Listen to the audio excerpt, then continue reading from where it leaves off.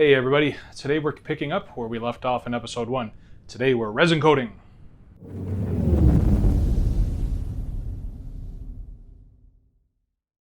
Alright, so this is part 2 of the 4-part series, where we're going to go step by step covering how to harden your Pepakura project. Now, there are people who once they've pepped something out, are happy with it as is, and have no plans to take it any further, and that's great. However, the rest of us, who have gone through the painstaking Pepakura endeavor, are wanting and willing to go a little further, which brings us to where we are now. Hardening Pepakura consists of 2 steps. The first step is the resin coat, which seals the piece and gives the paper some desperately needed rigidity. The second step is to build up the piece's overall thickness, giving it strength and making it even more rigid. Today we'll be covering the first step, the resin coat. The first thing you want to do is visually go over the piece you intend to harden, just one final time.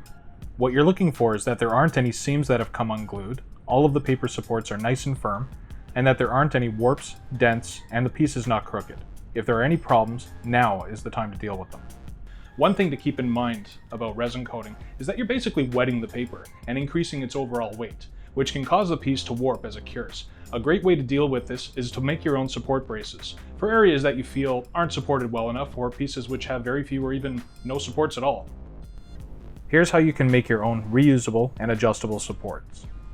Take a couple of tongue depressors or craft sticks and span them against one another until they support the area in its desired position. Then hold the 2 sticks together using a binder clip or a couple drops of hot glue.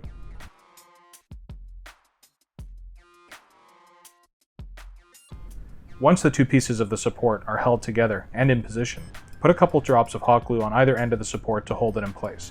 Remember not to use too much glue, as you want to be able to easily remove the supports when it's no longer needed. If the piece you're trying to support is either too big or too small for the support you're using, cut a single stick in half for smaller pieces or move to something larger like paint stir sticks for larger pieces. Here's the tools and materials you'll need for this project. First off, you'll need mixing containers. Plastic disposable cups come in a variety of sizes and are great for this purpose. You'll also need stir sticks to mix the resin and paint brushes to apply it. I buy cheap 1-inch chip brushes, which are convenient because they can be thrown away when you're done with them. Disposable gloves are required for keeping your hands clean. You can buy brushes and gloves by the boxful for pretty cheap if you have a look online. Now, before we dive in and coat something, I want to go over the last item we'll need for this project, the resin itself. Now, there are 2 types of resins you can use for reinforcement and hardening, polyester resin and epoxy resin. I'll be using epoxy resin for the pieces being hardened today. In part 1 of 4 of this series, I covered both these resins in detail. So if you haven't watched it already, it's probably a good idea to get over there and give it a watch and have it soak into your seeing holes and let it slam into your brain over and over again until it gets stuck in there somewhere. This way I can be spared the pain of 250 messages where people are asking me what kind of resin I'm using and what kind of resin they should use and what color pants they should wear to make the resin stick better. Because then I'll start drinking heavily and go into a reclusive fit of misery and rage and lose my job, my wife, my kids, all because you didn't watch a 5-minute video on fiberglass resin. Yeah, shame on you. In the end, whichever material you decide to use, be sure to follow the manufacturer's health and safety instructions and product directions accordingly. As a rule, the resin coating is done in 2 steps. First, the outside of the piece is resin coated and allowed to fully cure, then the inside is coated as well.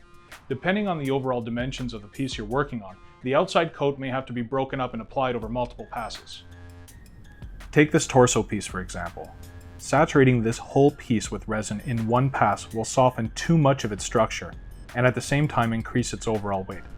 Given its size, this will more often than not cause the piece to misshape and warp under the additional weight, whether the piece has been supported or not. I covered the technique on how to handle the resin coating of a larger piece in one of my earlier videos. I also put the link in the description section, so you can feel free to check it out. Now that we've got all this out of the way, let's get to it. With the piece pepped and ready to go, mix up a small batch of resin.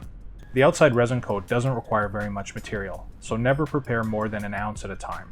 This way you're keeping your material waste as low as possible. If you're a beginner, this will reduce the risk of large amounts of resin curing in the cup before you've had a chance to use it. Remember that the more mixed resin you have in a container, the faster it cures and the hotter it'll get. Stick to small, manageable batches. You can always mix more if you need it. A good idea is to mix a drop of a compatible pigment into the resin to give it color. This will allow you to easily see where resin has been applied and where it hasn't.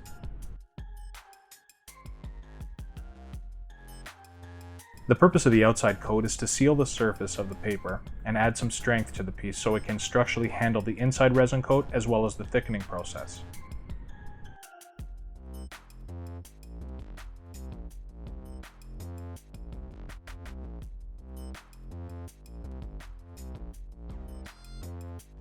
The outside coat should be thin and even, applying just enough resin to make the surface look wet. Applying too much resin to the outside will fill in all the little details that you worked so hard to pep out, so be sure to wipe off any runs, drips, or small puddles which collect in recessed areas. Once the outside is coated, let the piece completely cure before handling it. Be sure to follow the cure times and meet the curing temperature requirements stated by the manufacturer on the product container. Once the outside coat is cured, check for any warping or sagging, and adjust or add supports if needed. When everything looks good, proceed to applying the inside coat. The inside coat is thicker than the outside coat. Resin should be applied liberally over 1 to 2 coats. The purpose of the inside coat is to saturate the remaining paper fibers, build strength, and make the piece more solid and rigid. I add a silica filler to the epoxy resin when I apply the inside coat. This will thicken the resin, making it much easier to apply a thick and uniform coat in a single application. This step is completely optional, and the same effect can be achieved using just resin over 2 to 3 coats. The advantage of using fillers is it reduces the amount of resin you use and the time it takes to apply them. Once the inside coat is done, again, follow the curing times and instructions set out by the product's manufacturer. Once cured, check the piece again for any distortions or warping. You should now have a piece that is firm and structurally stable and ready for the final step in the hardening process. And that's about all there is to resin coating a Pepakura piece. Important things to remember are, make sure the piece isn't crooked or warped, and that larger pieces are properly supported prior to resin coating. And be sure to check the piece after each resin coat is cured, and finally, with regards to large pieces, do not remove the supports until the piece has been thickened. I don't want to hear any, but Dave, I really want to try it on to see how it looks in the mirror with a selfie. I don't care how badly you want to try it on or how stable you think it is. Don't take them off. They're required in the next step. The curing during the thickening process generates much more heat than is generated during the resin coat, and as a result, the piece can become slightly soft and pliable again until they cool. So if you remove the support, you run the risk of the piece warping and distorting. So like I said, don't touch. No! Show some f***ing self-control. Now go get a cookie. In the next video, we'll be covering the different types of fiberglass materials that are available, which ones to use, and when to use them. So in the meantime, keep making, keep building, keep creating. See you next time.